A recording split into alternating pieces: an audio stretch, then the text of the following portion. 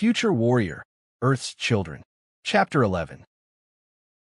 Assault Commander Richard Donaldson looked up from behind his desk. It took him a moment to recognize Janet Combs.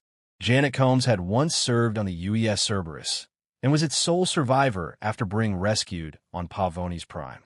They had spoken briefly as wedding guests at Stalker and Zoe's wedding, but he did not know her well and had not seen her for some time. He was aware that she was part of the fleet and that she was romantically involved with the second in command of the 21st Terra Nova, Lincoln Miller. She was dressed in a navy blue uniform, and her Golden Planet's insignia identified her a Navigational Staff Officer, an SO. He sat back from his terminal, something in her expression giving him pause, the silence lingering. Her face was expressionless, but her eyes revealed anguish. Janet looked around the small room. "I would ask if you minded if I sat, but there does not appear to be a seat. On second thoughts, I think I prefer to stand." Her voice was flat, almost without tone. "I wanted to do this myself. I think I owe you that. I owe him that." Donaldson frowned. "I'm sorry, Janet, I don't understand." Janet hesitated, then went on, her voice harder, more formal. "Sir, I have just returned on the Aquarius from the Wolf 424 system. The reconnaissance mission was strategically a success. It was, however, not without cost. I must report the loss of 64 members of the Terra Nova, including the commander of the 21st Assault Company." Richard Donaldson rose slowly from his chair, his mind whirling to process the information. "You're going to have to do better than that. 64, and one of my best, a friend. What the hell happened out there?" Janet's stony expression cracked slightly, her grief raw. "Information is patchy. We are still assessing the tactical reports.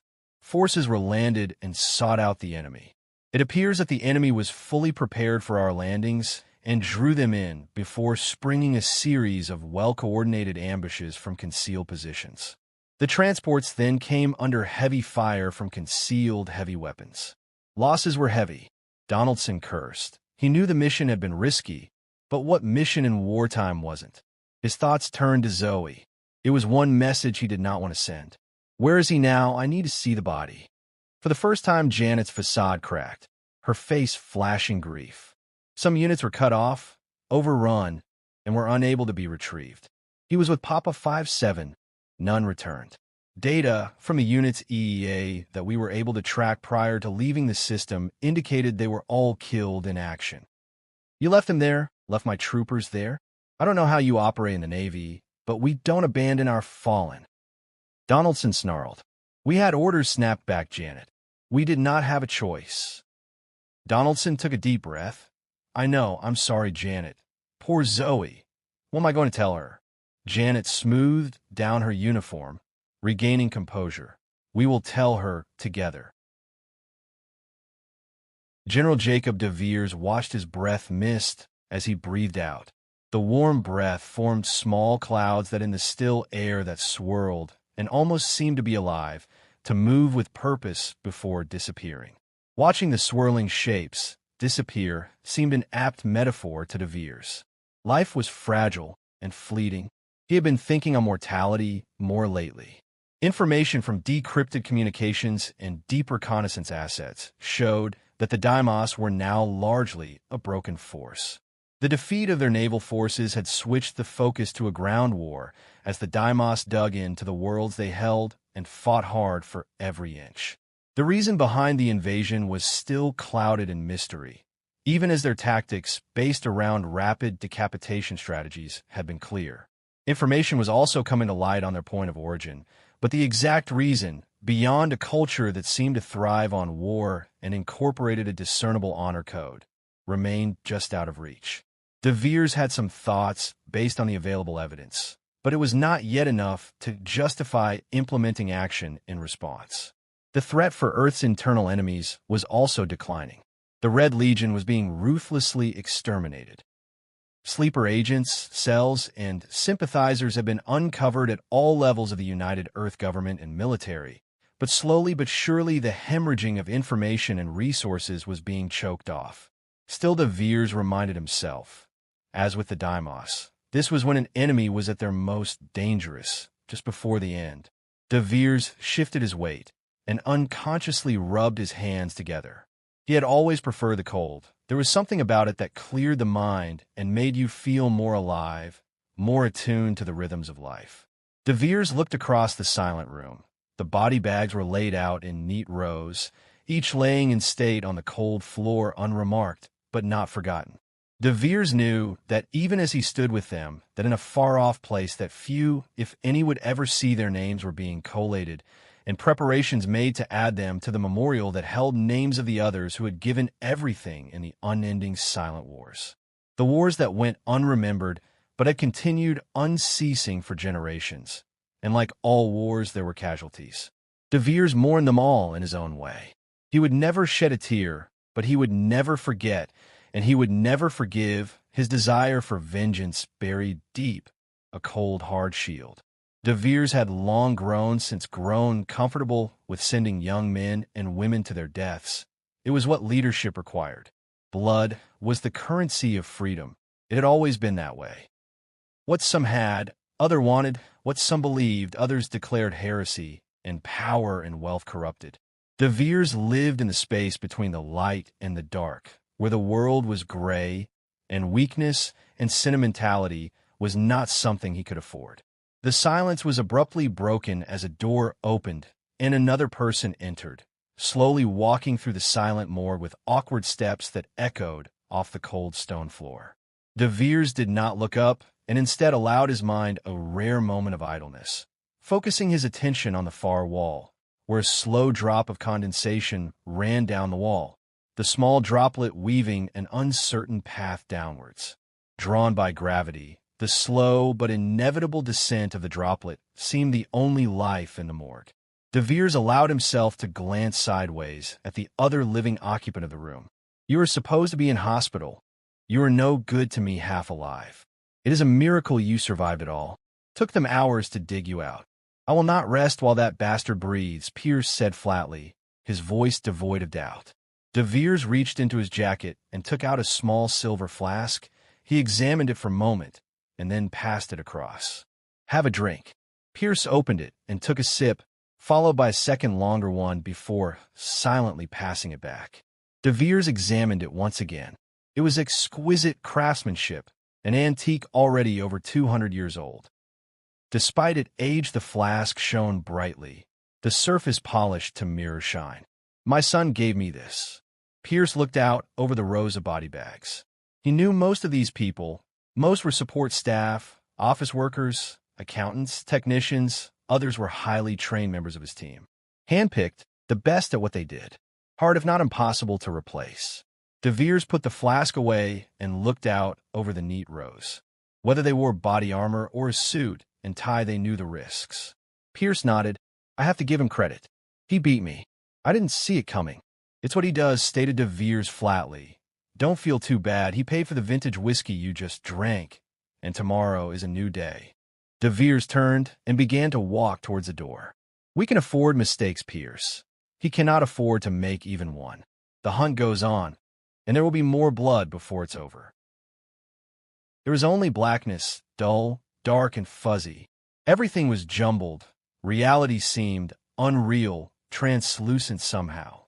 Fighting subconsciously to focus, his mind latched onto a memory, still fresh, certain, somehow comforting. He had fallen, his body impacted by the hammer blows of high-velocity fire, the concussion of a detonating grenade smashing him bodily into the unyielding bulk of a tree trunk.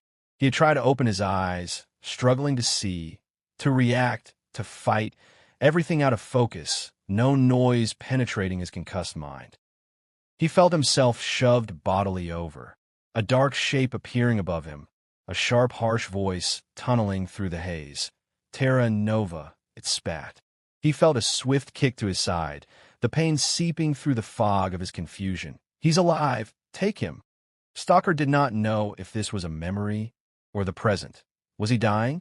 A voice suddenly rasped in his ear, the voice so close that he could feel the hot breath on the side of his face. "Terra Nova."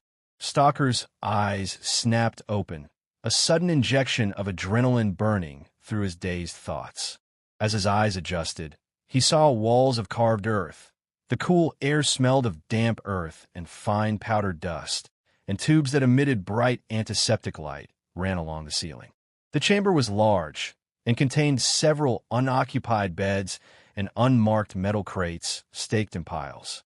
Several passageways intersected the room, but no further view was possible as the tunnels angled out of sight. Stalker glanced down. He lay on a bed, his armor and weapons gone, only his armor's undersuit remaining. The voice spoke again. Stalker flinched, twisted to see the source, pain arching down his back.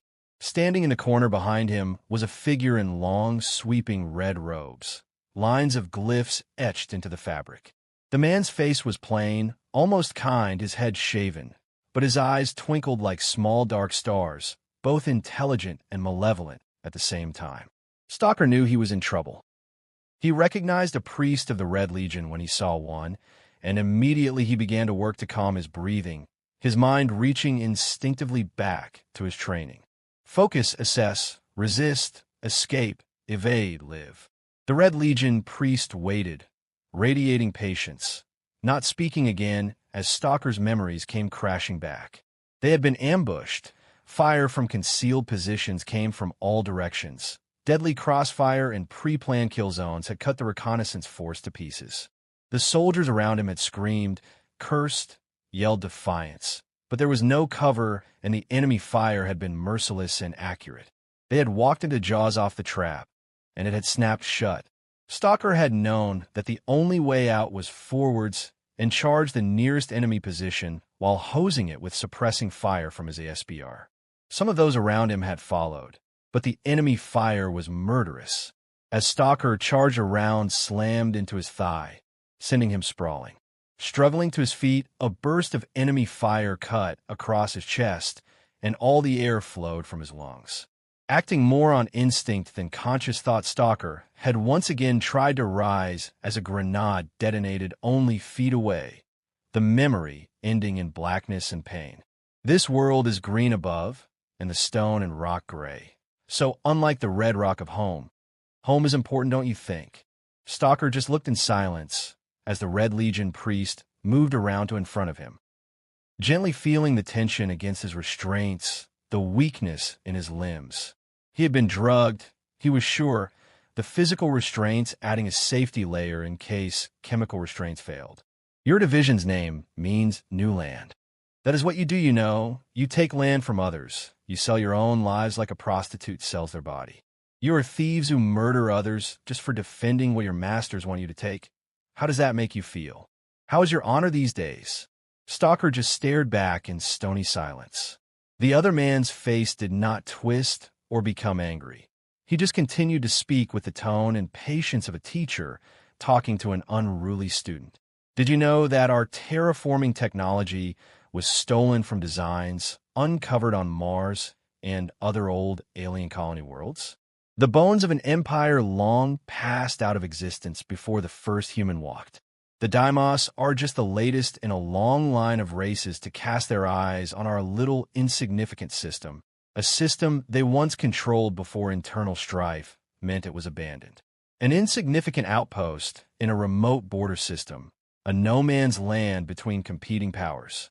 The priest took a sip from a small container, the action suddenly alerting Stalker to how thirsty he was. Everything you have ever believed or fought for has been built on a lie. You have been a pawn, used, manipulated, and eventually discarded. You have never been enlightened, never truly known where you are going or why. Stalker looked up and locked eyes. Maybe, but I know where you are going. A thin smile crossed the priest's lips. Progress. Stalker did not know how much time passed. It could have been hours or days. There was no way to tell. The priest would come and go, each time talking of the lies, mistakes, and treacheries of Earth and its peoples. Never did he ask for military secrets or press for information. Stalker knew enough of interrogation techniques to know that this was a technique tried and tested. The real questions would come later. The current pattern was simply designed to wear down his resolve both physically and mentally. Between each visit, Stalker sometimes heard movement or sounds, but he never saw another soul other than the priest. Stalker busied himself by assessing his wounds and the surrounding room. He knew he was suffering from the effects of severe concussion and suspected he had fractured at least 2 ribs and had some bruised internal organs. His armor had stopped the actual rounds from penetrating. However, it could not deflect the transference of their kinetic energy through his body. Stalker opened his eyes as the priest returned again. He had lost count of how many times the priest had returned now, each encounter blurring into the next. He had been given water and some basic food, just enough to keep him lucid. He knew the food was likely dosed with drugs to keep him weak and compliant, but he had to live to resist. Do you know that the Daimos are not alone in the galaxy? There are others, even worse enemies, powers so great that they would snuff out humanity like a candle. Do you want to know what the Daimos are afraid of? That's not their real name, by the way. The fact is their names are hard to translate, more sounds than words. But never mind, we were talking about fear. Do you want to know what they fear? Certainly, I don't need to tell you it is not us. It is machines, artificial intelligence, AI. Apparently, they have dabbled deeper than we have and paid a high price for it. Other races have paid even higher prices, and now, in whole sections of the galaxy, machines rule, where once organic life reigned. The priest leaned forward, his eyes gleaming with passion. The only way we will survive is if we join with them. We must join the Daimos. They are our only shield against far greater enemies, one that make what we have seen pale by comparison, races that even the Daimos fear. Eventually, now or in 1,000 years, they will come, and alone we will be powerless to stop them. I have seen your glorious future. I'll pass, said Stalker flatly. The priest continued as if Stalker had not spoken. Do you know our friends were shocked to discover in their absence that intelligent life had emerged on your planet, a potential danger, a threat. Intelligent life is actually fleetingly rare in this galaxy. The dominant spacefaring species were already established and battling over resources and territory before the first human walked on 2 legs. That was why they hastily dispatched a force here to reassert their control before another power noticed. Stalker forced a smile. That was a nice monologue. Could you throw in a few details about your evil plans? Then once I have escaped, after killing you, I can make sure they fail and everyone lives happily ever after, except you, of course, as you'll be dead. For the first time, anger flickered across the priest's face, and he turned and left. Stalker opened his eyes as he was seized by rough hands. He began to resist, but he was still weakened and could barely stand, let alone fight. The priest had returned several more times, now asking about the UEDF strategy, offensive plans, fleet movements, and other military details. Stalker had answered these questions with cold silence. This time the priest had apparently bought company. Stalker noticed that 2 men either side of him were wearing EEA. The armor's original color was impossible to tell, but it was now a dirty red. Stalker was dragged through a series of tunnels before abruptly he emerged into the daylight. After so long, the natural light was dazzling. Stalker was dragged and shoved to stand alongside 3 others. He did not recognize them. All wore ragged clothing. However, a few tattoos here and there suggested they were UEDF personnel, perhaps UEA. Stalker glanced behind him to where a large, freshly dug pit lay, the smell of damp earth and pine needles mingling. Beyond, he saw a small camp, prefabricated buildings, the entrance into the hillside from which he had emerged, and endless pine trees. Nearby stood several humans in EEA alongside a single Daimos, the alien watching the proceedings. The Red Legion priest stepped forward, his robes flowing in the light breeze. This is your last chance. Speak, and you will live. Deny me, and your use will come to an end. Stalker glanced sideways at the others in the group. None spoke, one of the tattered group breaking the silence by loudly spitting on the ground. The priest waved to the waiting Red Legion soldiers who formed a firing line. Stalker always knew that death was a part of his profession, but he had expected to be killed in the swirling violence and confusion of battle, or have his life blotted out in orbit, not to be lined up for slaughter, helpless. Stalker had no words. No solution presented itself. He would die, forgotten, buried in a shallow grave on Lupus Prime. Stalker thought of Zoe. At least she was home, safe. As one, the Red Legion soldiers raised their weapons, the priest stepping alongside them to give the firing order. "Shoot straight, you bastards." Stalker smiled at the words of the man next to him. He knew how to die well. Stalker never heard the shot, but the Red Legion priest's head disappeared in a flash of red mist and sprayed blood and bone. The other Red Legion soldiers also fell as they were riddled by automatic fire. Stalker registered what was happening and dropped to the ground as the exposed Red Legion were cut to pieces by a fusillade of deadly accurate fire, the sole Deimos falling with a gaping chest wound. Stalker and the others half crawled and half fell into the pit behind them. The firing was a staccato of low pops, which Stalker recognized as coming from suppressed weapons. As the firing died down, heart pumping, Stalker lifted his head above the pit and scanned the vicinity. Shapes emerged from the woods, which shimmered as they moved. Stalker had a blink to focus on the shapes, uncertain what his eyes were seeing. The figures seemed to change and blend into the background as they moved, virtually disappearing from view when they stopped moving. All at once, the strange figures swept past, one of them pausing on the lip of the trench in which Stalker lay. Stalker felt a chill as the figure's weapon swept over the trench. Then it snapped up, scanning the buildings beyond. Now that he was close, Stalker could see it was a person wearing EEA and wielding a suppressed ASBR. Both, however, were variants he did not recognize. These, however, were not the most amazing detail. Most of the armor and weapon were covered in panels of flexible material that blended and changed to mirror the background terrain. The effect was to almost make the wearer transparent, with the exception of parts of the rifle and joints in the armor. Stalker had seen prototypes in the past, but he had never seen adaptive camouflage this advanced. UEDF. Anyone wounded? Any injuries? We need to move now. As the ragged survivors were dragged from trench, another of the figures seemed to materialize close by. Hold still, this will help. With smooth, precise movements, each survivor was injected with an auto-injector. Almost immediately, Stalker felt strength returning to him, limbs and his mind for the cocktail of stimulants beginning to circulate through his body. Without really comprehending, Stalker and the others found themselves shepherded away from the camp into the wilderness, his last view being timed charges being set on the buildings and tunnel entrances. Despite the stimulants, time passed in a daze, and how long it took or how far they traveled, Stalker did not know. However, he soon found himself in the passenger compartment of a Swiftfoot S stealth assault transport. The craft also covered in adaptive camouflage panels. With surprisingly little noise, the transport lifted off and began to gain altitude as it climbed at a steep angle of attack. Now that they were inside, the transport, Stalker gave his rescuers a closer examination, using the task to focus his mind. They had deactivated their adaptive camouflage systems, and the flexible panels had gone a dark shade of gray, their surface reflecting the interior lighting of the compartment.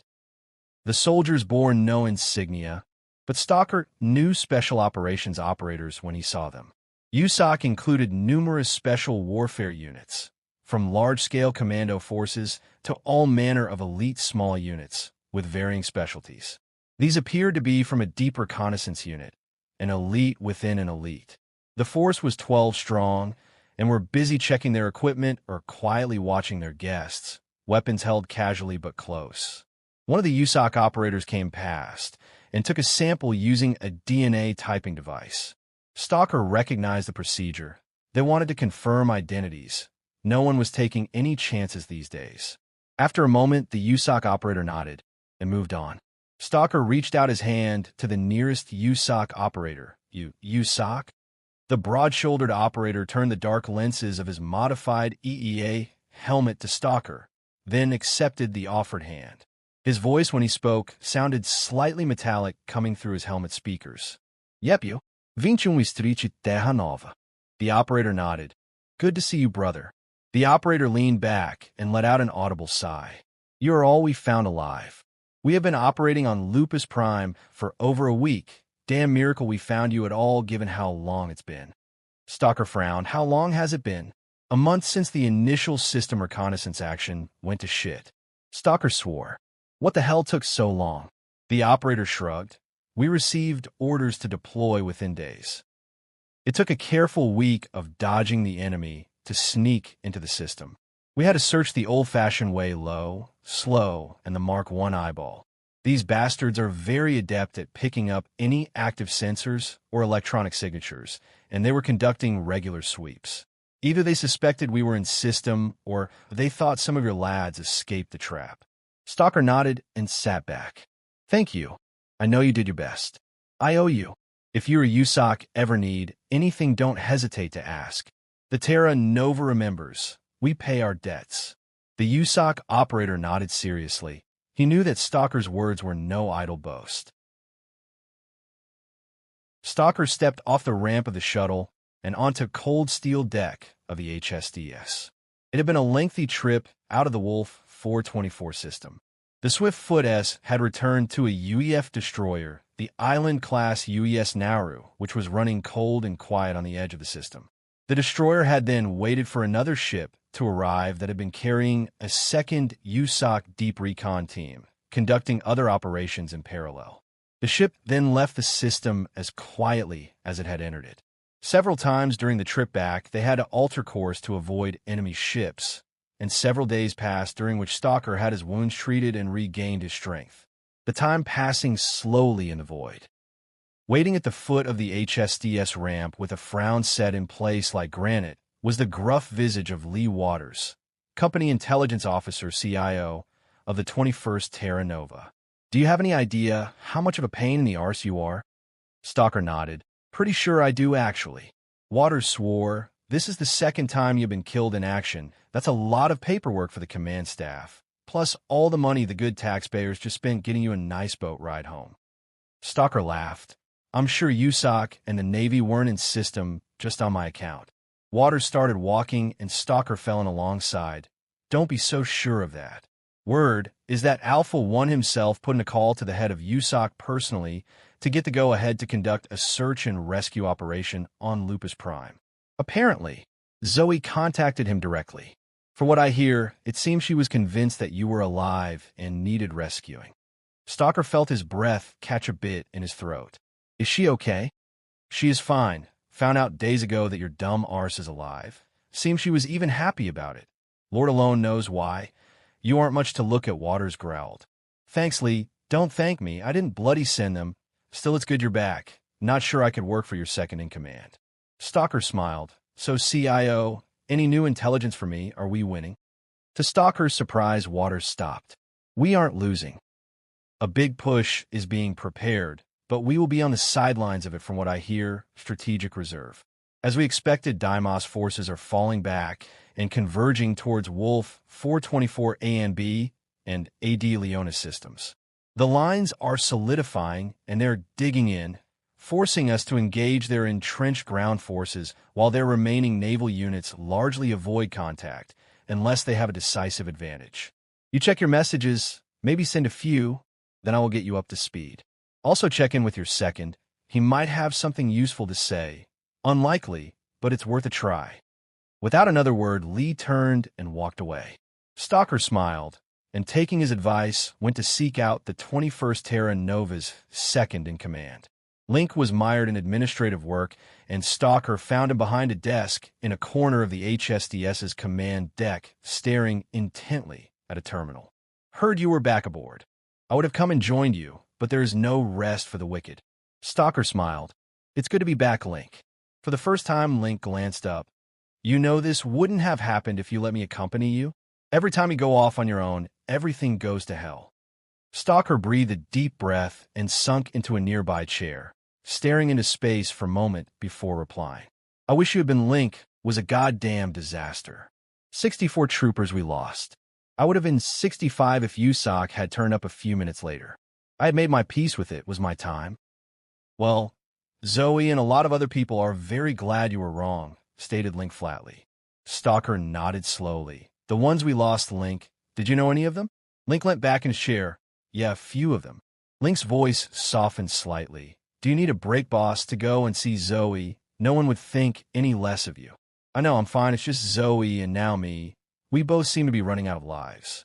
Link leaned over to retrieve something and lifted up a battered-looking black scabbard holding a ceramic-bladed sword.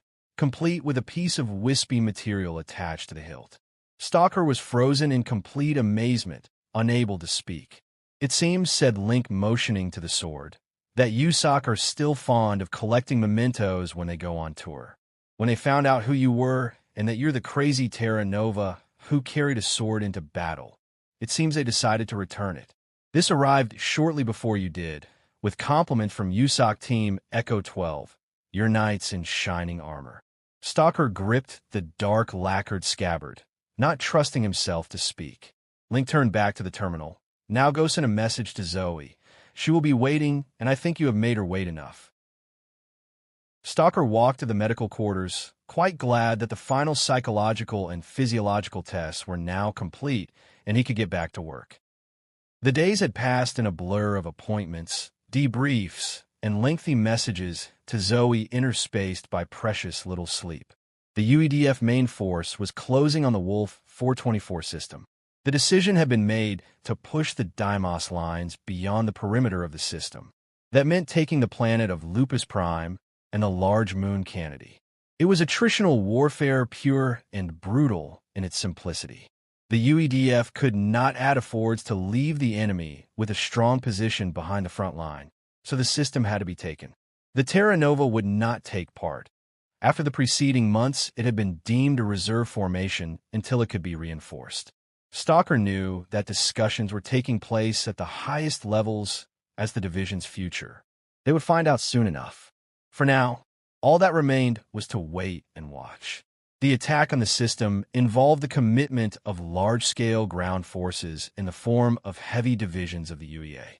There would be simultaneous landings across the continents of the large planet of Lupus Prime, spearheaded by cavalry and other lighter mobile formations to secure footholds.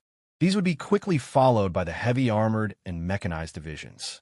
The whole operation would be covered by massive screens, air power, and deployed supporting artillery that would screen the landings and pour destruction upon any enemy forces who were crazy or brave enough to show themselves.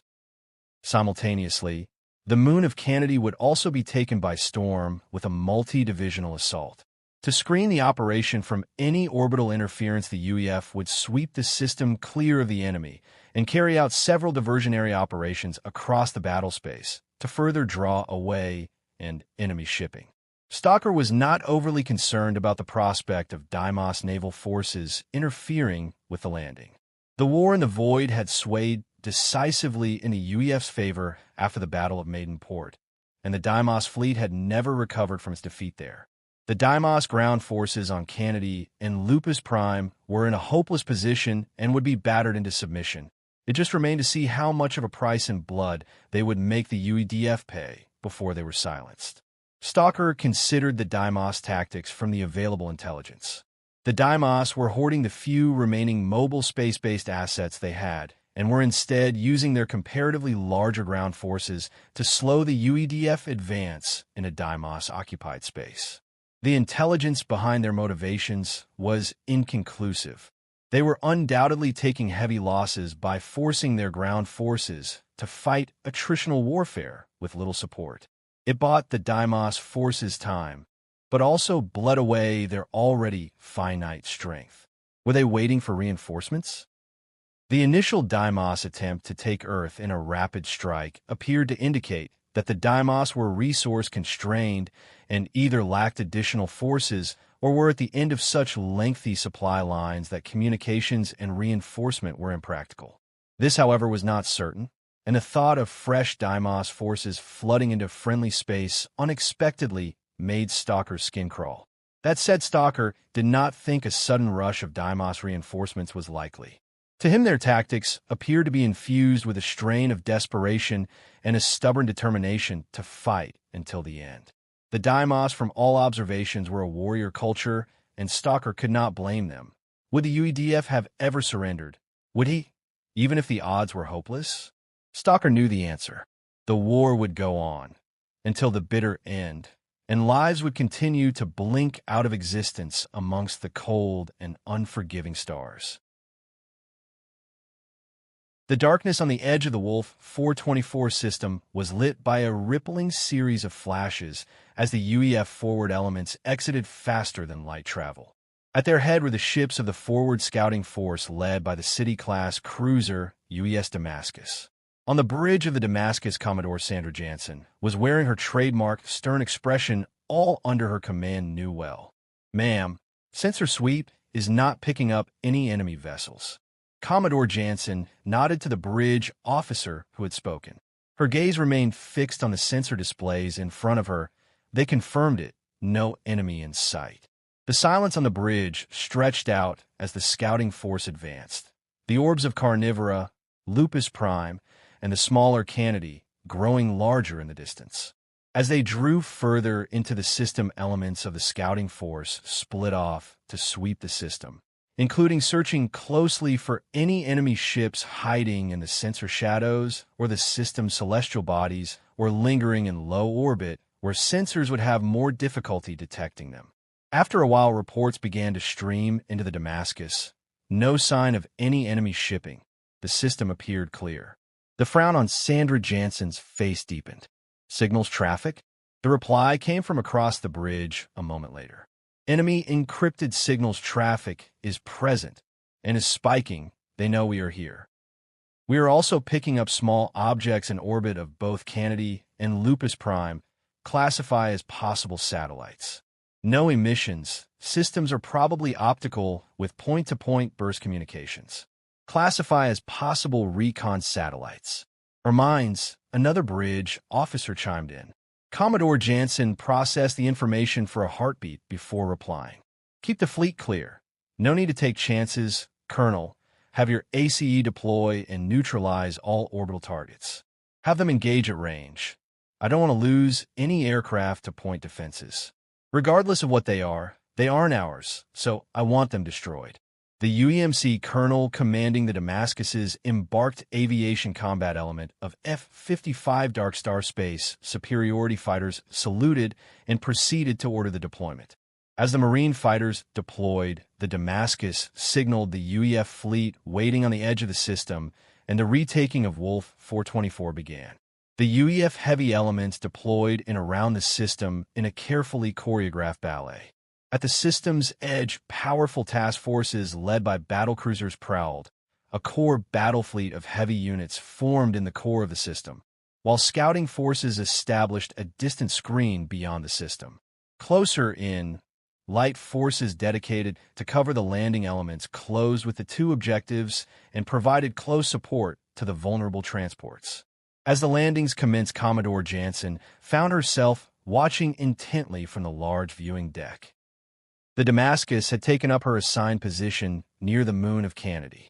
Commodore Jansen regarded the moon, a large moon with a stable, if thin, refined atmosphere.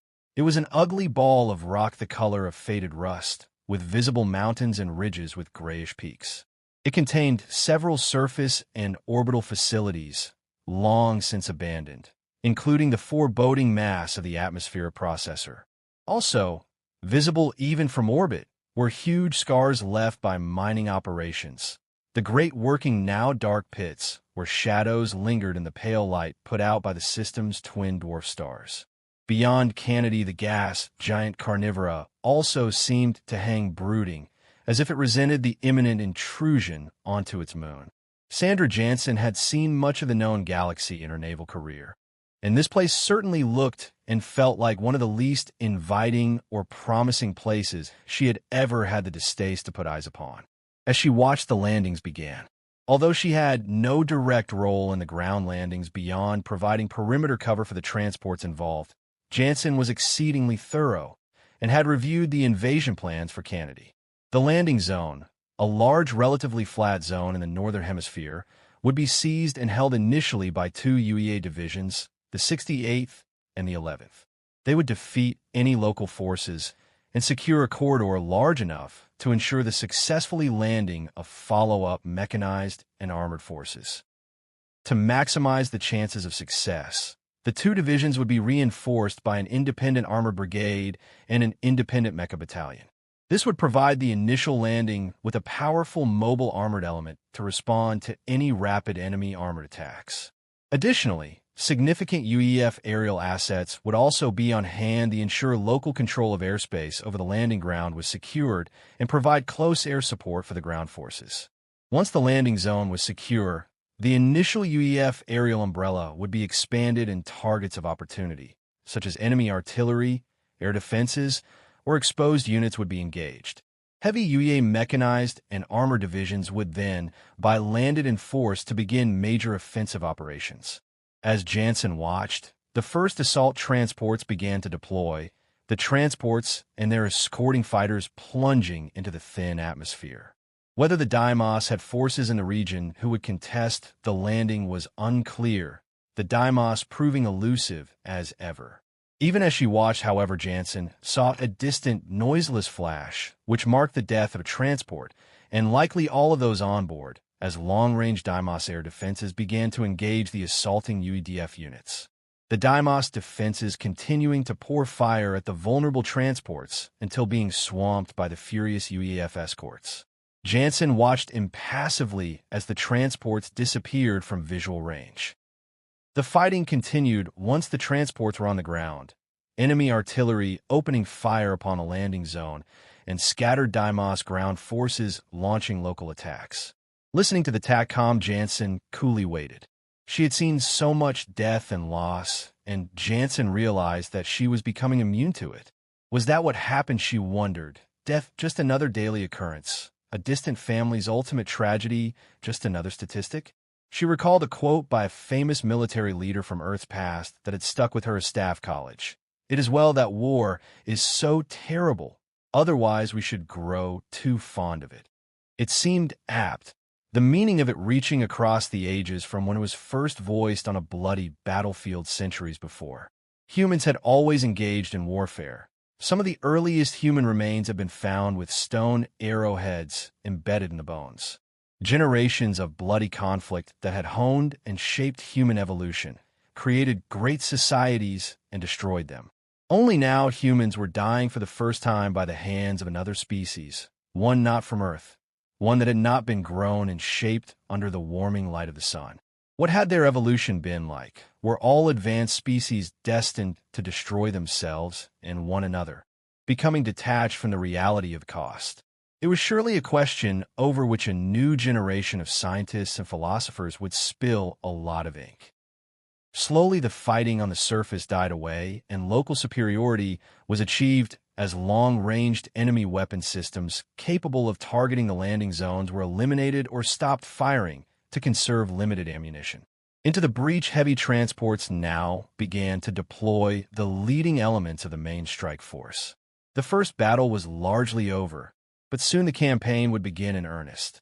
Sandra Jansen turned from her console and wordlessly left the bridge, her watch over, no orders being needed. She would retire to her stateroom, shed her tears alone, and get some sleep.